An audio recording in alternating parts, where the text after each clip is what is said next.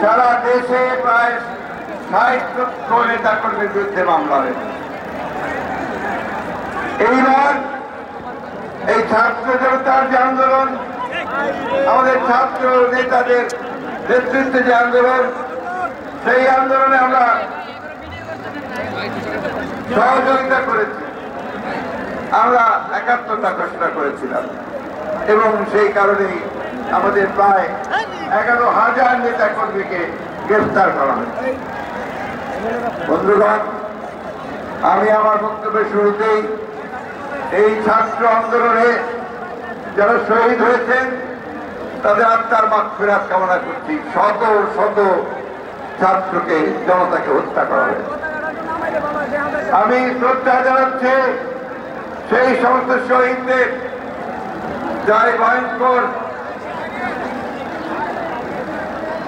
ফ্যাসিবাদী সরকারের